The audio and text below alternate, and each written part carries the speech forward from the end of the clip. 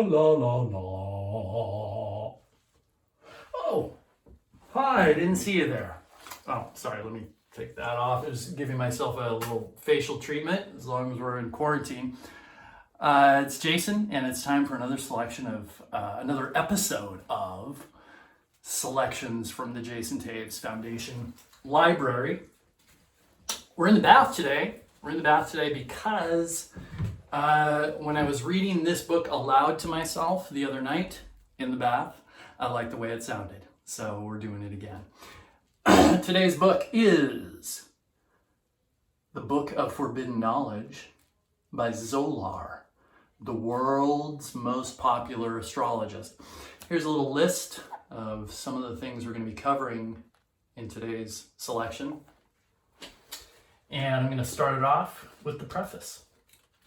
As I was reading this, I was thinking it would sound good with kind of a Christopher Lee sort of voice, but I'm not very good at that. So let's just have at it, shall we?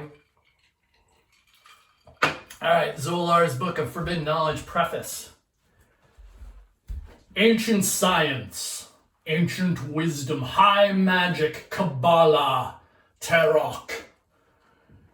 At bottom they are all one ho. They are admirable attempts at the understanding of the visible and the invisible of great minds, who no doubt did not know all that we know, but who also knew many things which we no longer know.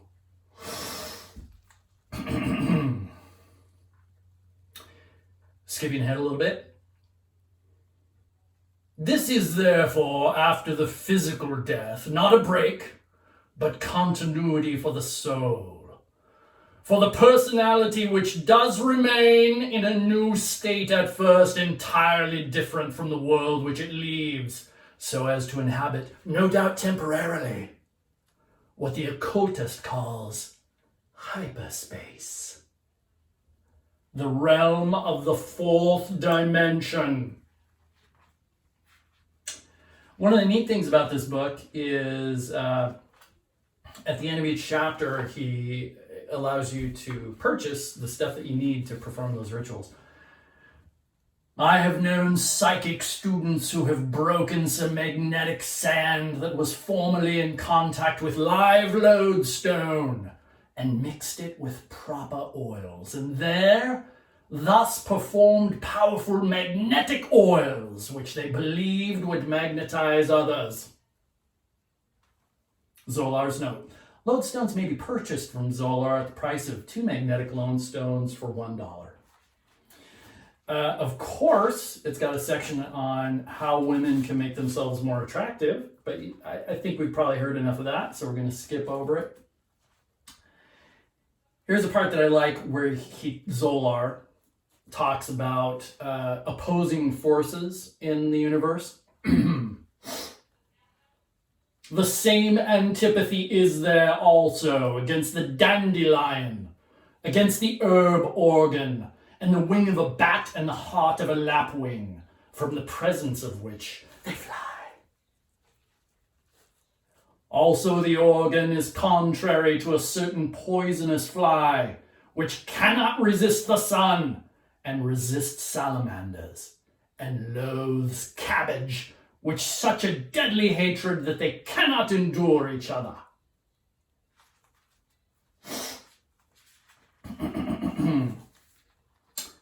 This section is on the influence of the moon and the sun. Rale mentions that the influence of the moon in causing dysentery has been recognized by many eminent physicians, who, it is said, have observed that the attacks of dysentery are more frequent in new moon and full moon than at any other period. Any other period. Let me be clear.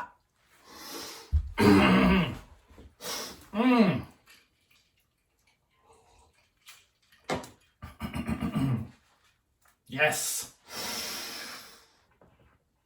I'll leave you with this.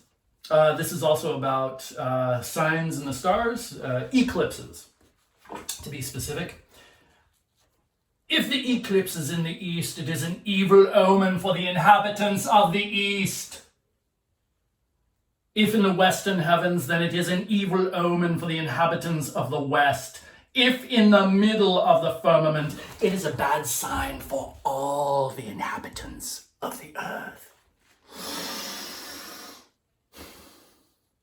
If the sun appears blood red, it portends war.